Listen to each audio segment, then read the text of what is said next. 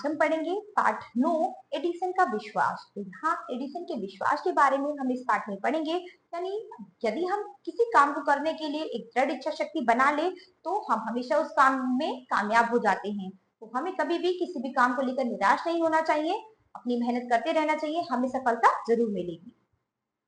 Edison एक महान वैज्ञानिक थे। इनका जन्म 11 फरवरी 1847 ईस्वी को अमेरिका के ओहियो राज्य के मिलन शहर में हुआ था। उनकी माता का नाम नेसी मैथ्यू और पिता का नाम सैमुअल ऑगडेन एडिसन था। यह 7 भाई बहनों में थॉमसन सबसे छोटे थे। यह 7 भाई बहनों में थॉमस सबसे छोटे थे। उनका पूरा नाम थॉमस अल्वा एडिसन था।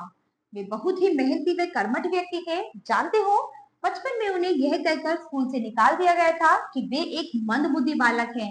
उसी थॉमस एडिसन ने कई महत्वपूर्ण आविष्कार करके दुनिया को चकित कर दिया।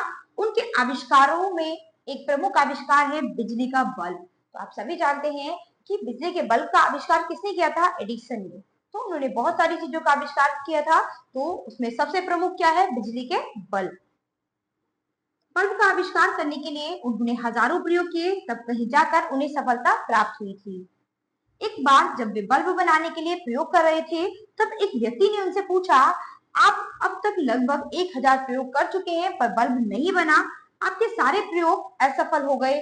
आपको नहीं लगता कि आपकी मेहनत बेकार हो गई? आपको दुख तो अवश्य होता होगा। तो बच्चों, अगर आप कभी किसी कार्य को कर रहे हैं और आपसे वो कार्य नहीं हो पा रहा है, तो आप क्या होते हैं? निराश हो जाते हैं, आप उस काम को करना छोड़ देते हैं। तो क्या ऐसा होना चाहिए? नहीं, आपको मेहनत करते रहना चाहिए। अगर आपका काम एक बार बेकार हुआ है, 2 बार हुआ है, तो एक न एक दिन आपको उसमें सफलता जरूर मिलेगी। तो आपको किसी भी काम को लेकर कभी निराश नहीं होना चाहिए। एडिसन ने कहा, ऐसा आप समझते हैं कि मेरे 1000 प्रयोग असफल हुए हैं? मेरा कोई प्रयोग असफल नहीं हुआ, नहीं मेरी मेहनत बेकार गई है। मैंने अपने हर प्रयोग से सीखा कि बल्ब इस तरह नहीं बनता। मेरा हर प्रयोग बल्ब बनाने की प्रक्रिया का हिस्सा है और मैं अपने प्रत्येक प्रयास के साथ एकदम आगे बढ़ता रहा हूँ। यानी यहाँ पर उन्होंने बताया कि मैंने अपने हर प्रयोग से कुछ न कुछ सीखा है, मेरा कोई भी प्रयोग बेकार नहीं हुआ, मैंने अपने हर प्रयोग से कुछ ना कुछ जरूर सीखा है, तो मेरी मेहनत बेकार नहीं गई। इसी तरह से आपको भी समझना चाहिए, अगर आप किसी काम को कर रहे हैं, वो एक बार में नहीं होगा, 2 बार में नहीं होगा, 3 बार में नहीं होगा, लेकिन कभी ना कभी जरूर होगा और हर बार आपको कुछ ना कुछ सीखने के लिए जरूर मिलेगा। तो आपकी मेहनत कभी भी व्यर्थ नहीं जाती।